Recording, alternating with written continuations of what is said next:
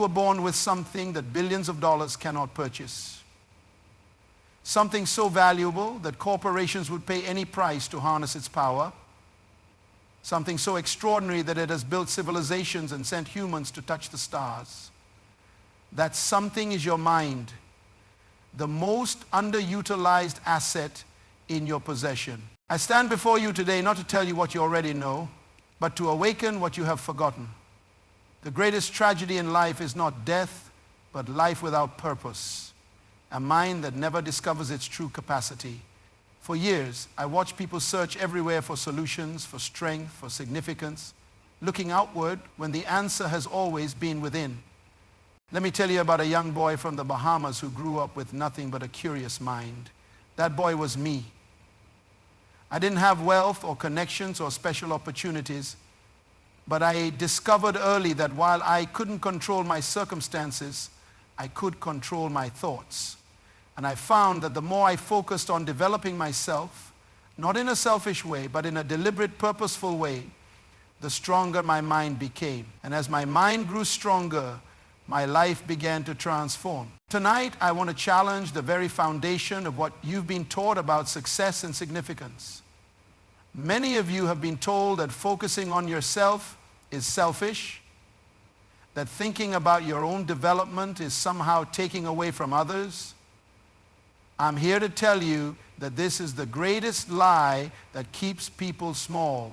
The truth that changed my life forever is this: the more you focus on yourself, on growing your mind, developing your talents, expanding your vision, the more you have to offer the world. Self-focus is not self-absorption, it is self-development. And self-development is the prerequisite for world change. When I speak about focusing on yourself, I see some of you shifting uncomfortably in your seats. We've been conditioned to believe that thinking about our own growth is somehow wrong, that it's vain or selfish. Let me clear this up right now.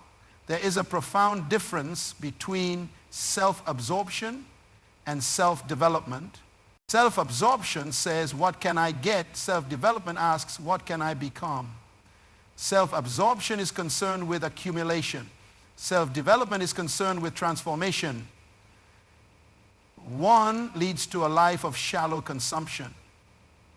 The other leads to a life of meaningful contribution. Every great leader throughout history understood this distinction. Martin Luther King Jr. spent years developing his mind, refining his thoughts, and strengthening his resolve before he stood on the steps of the Lincoln Memorial. Mother Teresa devoted herself to intense spiritual and personal development before she ever picked up her first office. Nelson Mandela used his 27 years in prison not just to survive, but to develop his mind to such a degree that when he emerged, he was prepared to lead a nation. You see, these individuals understood something fundamental. You cannot give what you do not have. You cannot lead where you have not gone. You cannot build what you cannot envision. And you cannot transform what you have not touched. This is why self-focus is not just important, it is essential. The greatest gift you can give to humanity is the development of your full potential. When you neglect yourself, you rob the world of your contribution. When you fail to develop your mind, you withhold solutions that only you can provide. Your mind is the only place where the future exists before it happens. Your potential is the only true currency you possess. Think about this. Your mind is the only place where problems can be solved before they occur. Your mind is where cities are built before the foundation is laid. Your mind is where relationships are healed before conversations take place. Your mind is where success is achieved before actions are taken. This is why focusing on yourself, particularly on the growth of your mind, is the most unselfish thing you can do. Yet many of us treat our minds like abandoned property. We let others build on it. We allow media to plant whatever it wants. We permit negative thoughts to grow like weeds, and then we wonder why we can't produce the life we desire. Your mind is too valuable to be treated as public property. It must be guarded, developed, and directed with purpose. The human mind is the most remarkable asset in the universe. Scientists estimate that your brain has approximately 86 billion neurons, making over 100 trillion connections. This gives you more potential neural connections than there are stars in the Milky Way galaxy. You literally have a universe between your ears. Yet most people never explore beyond the familiar neighborhood of their comfort zone. Recent discoveries in neuroscience have confirmed what I've been teaching for decades. Your brain continues to develop throughout your life. The concept of neuroplasticity proves that your brain physically changes based on how you use it. When you focus on learning, your brain creates new neural pathways. When you practice skills, these pathways strengthen. When you challenge your thinking, your brain physically rewires itself to accommodate new perspectives. This is not theory. This is biology. Your mind is designed to grow stronger the more you focus on developing it. But this doesn't happen accidentally. Your brain will naturally take the path of least resistance unless you deliberately direct it toward growth. Think about how a magnifying glass works.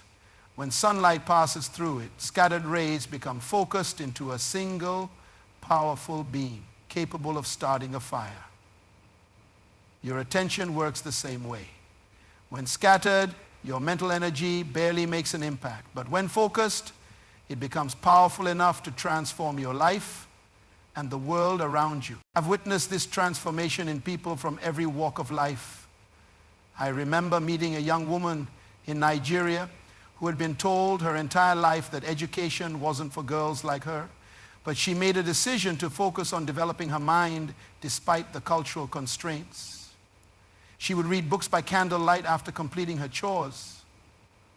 She would practice mathematics by calculating measurements while cooking. She turned every life experience into a learning opportunity. Today, she runs the largest education foundation in West Africa, providing scholarships to thousands of girls each year. Her secret wasn't exceptional intelligence or lucky circumstances. Her advantage was her decision to focus on herself, not out of selfishness, but out of a deep understanding that she could not help others until she first developed herself. This is what I mean when I say the more you focus on yourself, the stronger your mind grows. It's about making a deliberate commitment to your own development so that you have something substantial to offer. Now, let me share with you the disciplines of self-focus that have transformed my life and the lives of millions around the world.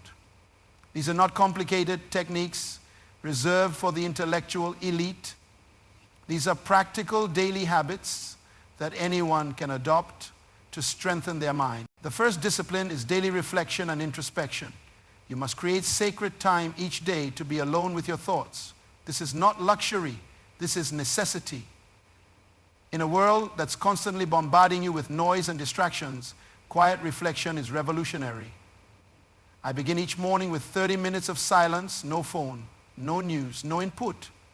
Just me examining my thoughts, assessing my growth, and directing my focus for the day. Most people never hear themselves think. They wake up to alarms, immediately check messages, listen to podcasts during their commute, work in noisy environments, come home to television, and fall asleep to social media scrolling. Their minds are never given space to process, to create, to solve. No wonder so many feel mentally exhausted yet intellectually unfulfilled. Begin with just 15 minutes of daily silence and watch how your mental clarity improves. The second discipline is knowledge acquisition. Your mind requires regular intellectual nutrition. I've maintained a commitment throughout my life to read at least one book per week. This has given me access to the greatest minds in human history. Through reading, I can learn from people I'll never meet, from centuries I'll never visit, about subjects I'd never otherwise encounter. But reading without retention is merely entertainment. When I read, I engage with the material through a process I call mining for gold. I underline key insights, I write questions in the margins, I summarize main points in my own words. After finishing a book, I extract the 5 most valuable lessons and determine how I will apply them in my life. This transforms passive consumption into active growth. The same approach applies to all learning. Whether you're taking courses, attending seminars, or having meaningful conversations, always ask, what are the principles here that I can apply? How does this change my thinking? What action will I take as a result? Your mind grows not just by what you learn, but by how you process and apply that learning. The third discipline is physical health maintenance. Your mind does not exist independently of your body. The quality of your thinking is directly influenced by your physical condition. Regular exercise increases blood flow to your brain, improves cognitive function, and reduces stress hormones that impair clear thinking. Proper nutrition provides the raw materials your brain needs to generate energy and create neural connection. Adequate sleep is when your brain consolidates learning and clears out mental debris. I maintain a disciplined exercise regimen not because I'm obsessed with appearance, but because I'm committed to mental performance. When I eat clean foods, I'm feeding my brain as much as my body. When I protect my sleep, I'm ensuring my mind has time to restore itself. The stronger your body, the greater capacity your mind has to focus and create. The fourth discipline is emotional intelligence, development. Your emotions are not separate from your intellect. They are integrated aspects of your mental function. Unmanaged emotions hijack your thinking. Unresolved anger narrows your perspective. Unchecked fear triggers primitive brain responses that bypass rational thought. Persistent anxiety consumes mental resources that could be directed toward growth. Developing emotional intelligence begins with self-awareness. The ability to recognize and name what you're feeling. It progresses to self-regulation, the skill of managing emotional responses rather than being managed by them. It culminates in emotional leverage, using your feelings as data and motivation rather than allowing them to control your behavior. I practice emotional scanning throughout my day, briefly checking in with myself. What am I feeling right now? Why might I be feeling this? Is this emotion serving my growth? This simple practice prevents emotional reactions from derailing mental progress. The fifth discipline is environment management. Your mind is continuously shaped by your surroundings. The people you spend time with, the media you consume, the conversations you engage in, the physical spaces you occupy, all of these influence how you think. Most people underestimate how powerfully their environment affects their mental development. Be ruthlessly selective about what you allow into your mental space. I regularly audit my relationships, asking which ones elevate my thinking and which ones constrain it. I carefully curate my information intake, choosing sources that expand my perspective rather than merely reinforce what I already believe. I design my physical spaces to support clear thinking and creative problem solving. Remember this principle. Proximity is power. What you are near will influence what you become. If you're serious about strengthening your mind, you must be serious about your environment. Sometimes the most important step in mental growth is walking away from people and situations that limit your thinking. The sixth discipline is goal setting and visualization. Your mind moves in the direction of its most dominant thoughts. When you set clear goals and regularly visualize their achievement, you program your reticular activating system, the part of your brain that filters information, to notice opportunities and solutions that support your objectives. I begin each year by establishing written goals in 7 key areas of life: mental, physical, spiritual, family, social, financial, and vocational. These aren't vague wishes. They're specific, measurable outcomes with deadlines. Each morning, I review these goals and spend several minutes visualizing their completion in vivid detail, engaging all my senses in the experience of achievement before it happens. This practice isn't magical thinking, it's mental preparation. Athletes use this technique to rehearse perfect performance. Surgeons use it to practice complex procedures. Business leaders use it to prepare for crucial negotiations. When you visualize success, you're essentially giving your mind a blueprint to follow. Now, I know what some of you are thinking. This sounds great, but who has time for all these disciplines? That's exactly what the average person thinks and why they remain average. The truth is, you don't have time not to focus on yourself. Every minute invested in your development returns hours in productivity, clarity, and effectiveness. But I acknowledge that there are real obstacles to self-focus in today's world. Let me address some of these barriers and how to overcome them. The first obstacle is external distraction. We live in the most distracted era in human history. The average person checks their phone 96 times per day, once every 10 minutes. Each notification, each scroll, each click fragments your attention and weakens your ability to sustain deep thought. Your devices are designed by brilliant engineers to capture and monetize your focus. The solution isn't abandoning technology, it's establishing technological boundaries. I maintain strict technology protocols. No phones during my morning routine, no email until I've completed my most important work, no social media until I've met my learning objectives for the day. I use apps that block distractions during deep work sessions. I regularly practice digital sabbaticals, extended periods completely disconnected from screens. Reclaiming your attention from technology may be the most important battle for your mind in this generation. If you cannot control your focus, someone else will capture it for their profit. The second obstacle is social pressure. When you begin to focus seriously on your development, some people will interpret your growth as rejection. They'll say you've changed, as if that's a criticism rather than the highest compliment. They'll question your priorities, challenge your new boundaries, and sometimes actively sabotage your progress. This response is predictable. Your commitment to growth often triggers insecurity in those who aren't growing. Your discipline highlights their lack of discipline. Your clarity accentuates their confusion. Rather than being inspired to join you, many will try to pull you back to their level of comfort. The solution isn't confrontation, it's compassionate distance. You don't need to announce your journey or defend your choices. Simply continue focusing on your development while gradually creating space between yourself and those who resist your growth.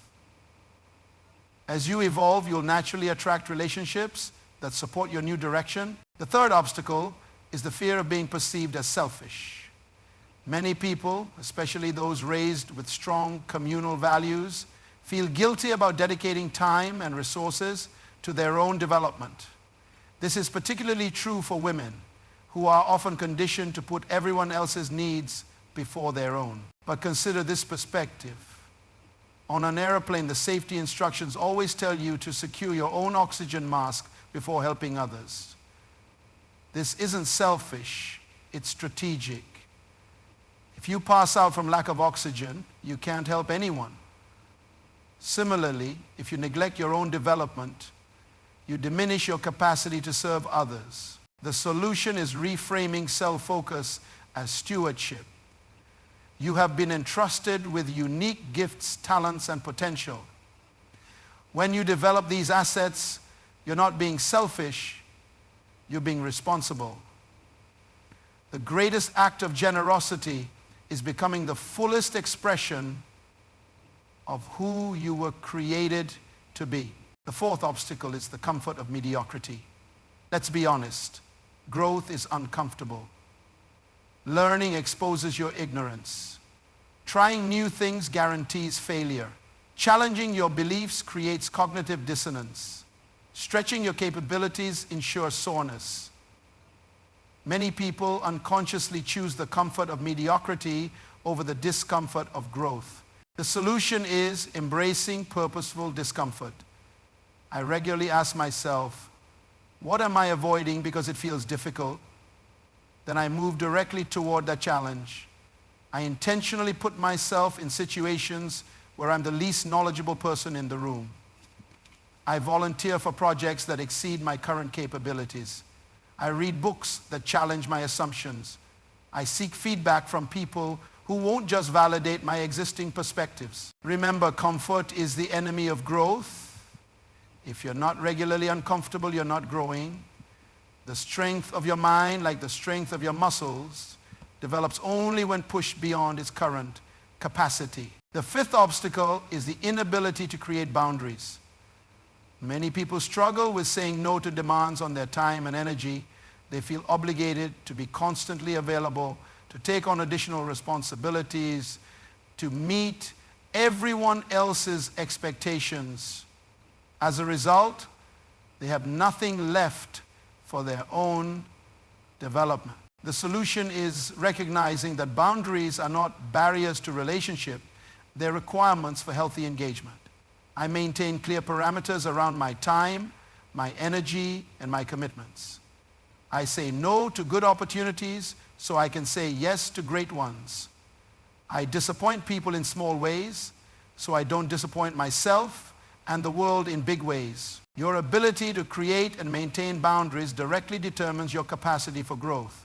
Every time you say yes to someone else's priorities at the expense of your development, you're saying no to your potential and purpose. The sixth obstacle is developing resilience against criticism.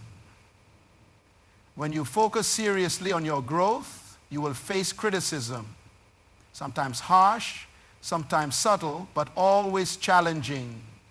People will question your methods, doubt your motives, and minimize your progress. If you're vulnerable to criticism, you will abandon your path at the first sign of disapproval.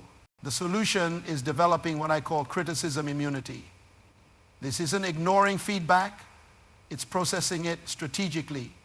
When criticized, I ask 3 questions. Is there truth in this I need to learn from? Is this coming from someone whose opinion I should value? Is this relevant to my purpose and direction? If the answer to all 3 is no, I acknowledge the criticism but don't absorb it. If the answer to any is yes, I extract the lesson without internalizing the emotion. Your growth must be criticism-proof, because meaningful development always attracts opposition.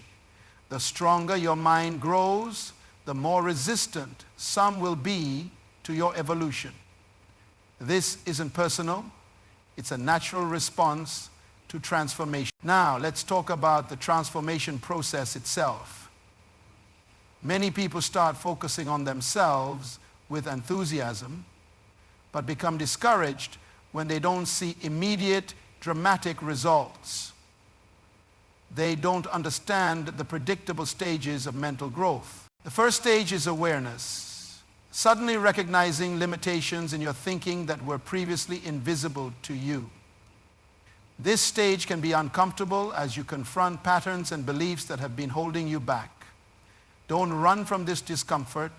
It's the beginning of transformation. The second stage is application, deliberately practicing new ways of thinking and responding. This stage requires consistent effort and will feel awkward at first. Just as learning to drive or play an instrument initially requires conscious focus on every movement, new mental patterns demand your full attention before becoming natural. The third stage is adaptation. When new thinking patterns begin to feel normal and require less conscious effort, your brain physically changes during the stage, strengthening neural pathways that support your growth. What once seemed impossible now feels achievable. What was difficult becomes manageable. The fourth stage is acceleration, when your strengthened mind begins to create compound returns. You start connecting ideas across disciplines. You recognize patterns others miss. You solve problems with increasing speed and creativity. Your learning capacity itself expands, allowing you to absorb and apply new information more efficiently. The fifth and final stage is amplification. When your developed mind begins to influence others, your clarity inspires clarity in those around you. Your questions provoke deeper thinking in your community. Your solutions address larger problems. Your vision encompasses greater possibilities. Understanding these stages helps you maintain perspective during the inevitable plateaus and setbacks. Mental growth is not linear. It follows a pattern of expansion, consolidation, and breakthrough. When you hit a plateau, don't be discouraged.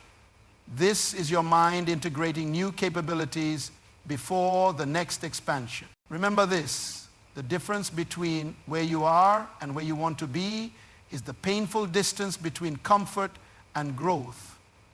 Most people abandon their journey in this painful middle space. But this is precisely where the transformation happens, where your mind develops the strength to carry you to new heights. Your mind is the origin of everything you will achieve. Every relationship, every accomplishment, every contribution begins as a thought before it becomes reality. When you focus on strengthening your mind, you're not just improving one aspect of your life, you're elevating your entire existence and expanding your impact on the world. I challenge you today to make a commitment to yourself. Commit to treating your mind as your most precious asset. Commit to the disciplines that strengthen your thinking. Commit to overcoming the obstacles that limit your growth. Your greatest contribution to humanity is not what you give from your abundance. It's what you become through your development. The power to transform your life lies not in external circumstances, but in the strength of your mind. When you focus on developing yourself, you create ripples that extend far beyond your own life. Your strengthened mind becomes the solution to problems that once seemed insurmountable. Remember, the world doesn't need more ordinary people living ordinary lives. It needs you, fully developed, mentally strong, and purpose-driven. Start today.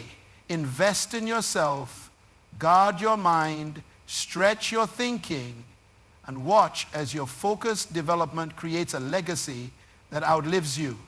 The more you focus on yourself, the stronger your mind grows, and the more profound your impact becomes.